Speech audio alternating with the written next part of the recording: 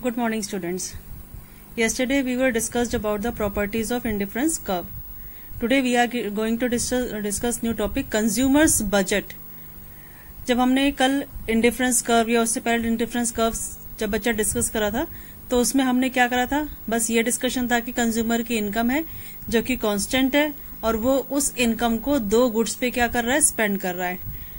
उसमें ये गिवन नहीं था कि कंज्यूमर की इनकम कितनी है और जिन दो गुड्स पे वो अपनी इनकम स्पेंड कर रहा है उनके क्या प्राइजेस हैं. बट जो हमारा आज ये नया टॉपिक है कंज्यूमर्स बजट. जब बजट टर्म आ जाती है बेटा तो बजट टर्म में हमारा मॉनेटरी टर्म्स में डिफाइन होता है. मॉनेटरी टर्म्स मतलब यहाँ पर ये भी गिवन है कि कंज्यूमर के पास कितना पैसा है खर्च करने के लिए और जिन दो गुड्स पे वो पैसा खर्च करेगा उन दोनों गुड्स का क्या प्राइस है.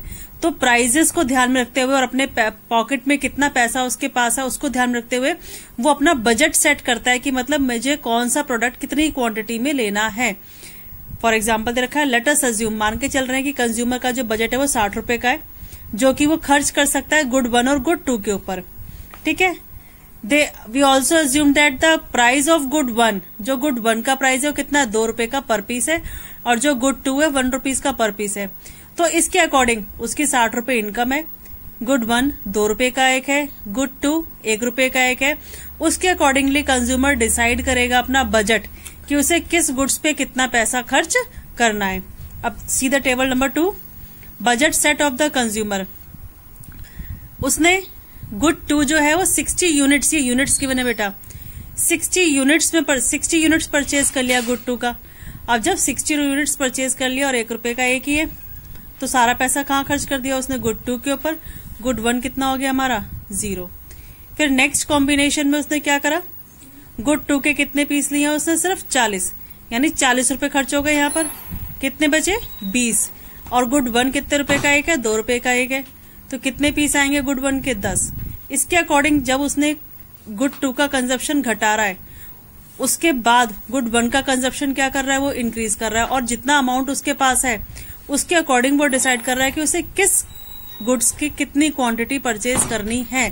तो ये हमारा क्या कहलाएगा, बजट सेट, जहां पर कंज्यूमर दोनों गुड्स की क्वांटिटी डिसाइड करता है एज पर देयर इनकम और as per the price of the both goods. This is called consumers budget. इसी बजट का हमारा दो पार्ट है, बजट सेट और बजट लाइन. बजट सेट क्या होता है, it refers to attainable combination means कि जो उसके पास पैसा है उस पैसे से वो उन दो गुड्स पे पैसा खर्च करता है और इस तरीके से खर्च करता है कि जितनी उसके पास इनकम है, इनकम मतलब जो अमाउंट उसके पास है खर्च करने के लिए, या तो खर्चा वो उससे कम हो या उसके बराबर हो.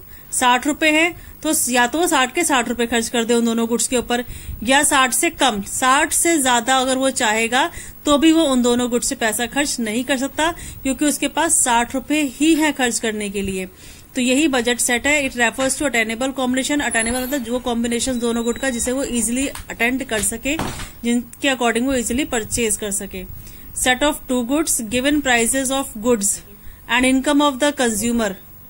The budget set equation is this: P1 price of 1, X1 quantity of 1, P2 price of 2, X2 quantity of 2. इन दोनों को प्लस करके हमारा आंसर या तो इनकम के जितना या इनकम से छोटा आना चाहिए, बड़ा नहीं आ सकता. 1 का प्राइस 2 रुपीज है, क्वांटिटी ले रहा है 20, प्लस कितने रुपए खर्च हो गए यहाँ पे 40, बचे कितने 20. 1 रुपीज है तो क्वांटिटी कितनी आएगी इसकी 20 ही आएगी. तो ये 40 प्लस 20 कितना हो गया 60. तो 60 रुपए ही खर्च हो रहे हैं. हम 60 रुपए तक ही इन दोनों की क्वांटिटी को एडजस्ट कर सकते हैं, 60 से ऊपर हम इसकी क्वांटिटी एडजस्ट नहीं कर सकते. तो ये हमारा बजट सेट कहलाता है जहां पर कॉम्बिनेशंस ऑफ 2 गुड्स रिप्रेजेंट करता है consumer with the help of given income. इसी बजट सेट को अगर हम अगर हम ग्राफ पे शो करते हैं तो वो हमारा बजट लाइन कहलाता है. इंडिफरेंस कर्व में तो हमारा जो कर्व था वो ना तो एक्स एक्सिस को छूता है ना वाई एक्सिस को, लेकिन बजट सेट या बजट लाइन में क्या होता है हमारा कि कंज्यूमर चाहे तो किसी एक प्रोडक्ट के ऊपर भी सारा पैसा खर्च कर सकता है. जैसा कि इसमें गुड 2 60 पीस परचेज कर रहा है तो गुड 1 की क्वांटिटी 0 हो गई, गुड 1 के अगर 30 पीस परचेज करा तो गुड 2 की क्वांटिटी 0 हो रही है। तो यहाँ पर ऐसी कोई बाउंडेशन नहीं है कंज्यूमर के साथ कि उसे दोनों प्रोडक्ट्स ही परचेज करने हैं। It's totally on the consumer कि वो गुड 1 खरीदना चाह रहा है या गुड 2 या दोनों की कुछ ना कुछ क्वांटिटी लेना चाह रहा है। तो ये हमारा budget line of the consumer कहलाएगा, जो कि ग्राफिकल प्रेजेंटेशन होता है बजट सेट का। इसी को हम बजट कंज्यूमर बजट का पार्ट कहते हैं। फर्स्ट बजट सेट, दूसरा बजट लाइन। बजट सेट में हमारा टेबल रिप्रेजेंट होता है कि किस प्रोडक्ट की कितनी क्वांटिटी परचेज कर रहा है consumer with the help of given income and market price of the goods. उसी बजट सेट का जब हम ग्राफिकल प्रेजेंटेशन देते हैं वो हमारा बजट लाइन कहलाता है। इसके आगे जो नेक्स्ट टॉपिक है वो हमारा अटेनेबल कॉम्बिनेशंस और नॉन अटेनेबल कॉम्बिनेशंस है। ये रहा, इसमें क्या है, ये बजट लाइन है 60-30। 60-30 से हमारी बजट लाइन पास हो रही है। हम इस लाइन से ऊपर जाने के लिए, यानी मेरी अगर लाइन यहां से पास होती है, इसका मतलब क्या है कि दोनों गुड्स का कंजप्शन बढ़ रहा है। ये 60 से 70 हो गया, ये 30 से 35 हो गया। अगर 70 और 35 पे पहुंच जाएंगे तो कंज्यूमर की जितनी इनकम है उससे ज्यादा खर्च करने की सोच रहे हैं, जो कि पॉसिबल नहीं है। भाई 60 अगर कंज्यूम कर रहा है गुड 2 का तो 60 रुपीज ही खर्च हो रहे हैं। 30 कंज्यूम कर रहा है गुड 1 का तो तब भी 60 रुपीज ही खर्च कर रहे हैं। अगर 30 से 35 पे पहुंच जाए तो यहाँ 70 रुपीज खर्च हो रहे हैं, यहाँ भी 70 रुपीज खर्च हो रहे हैं, जो कि पॉसिबल नहीं है।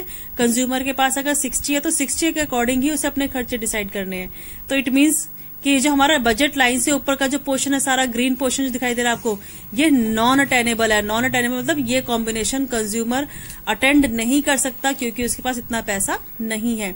लेकिन बजट लाइन या बजट लाइन से नीचे वाला पार्ट, नीचे का कोई भी कॉम्बिनेशन शो कर दो, उसमें हम अटेनेबल कॉम्बिनेशन शो करते हैं, क्योंकि जितनी इनकम है या तो उतना या उससे कम पैसा खर्च कर सकते हैं, उससे ज्यादा पैसा हम खर्च नहीं कर सकते। तो बजट लाइन के जो नीचे वाला व्हाइट पोर्शन है इसे फीजिएबल और अटेनेबल कॉम्बिनेशन कहा जाता है, और बजट लाइन के जो बियॉन्ड है, बाहर की तरफ है, वो नॉन फीजिएबल और नॉन अटेनेबल कॉम्बिनेशंस कहा जाता है, क्योंकि इनकम से ज्यादा कंज्यूमर खर्च चाहकर भी नहीं कर सकता। इनकम जितनी है उतना खर्च कर लेगा या उससे कम कर लेगा, उससे ऊपर वो खर्च नहीं कर पाएगा। तो ये दो टॉपिक हमारे थे, budget set, budget line, attainable, non attainable combinations. कल हम इसका नया पार्ट डिस्कस करेंगे, रोटेशन ऑफ बजट लाइन। ठीक है क्लास, थैंक यू।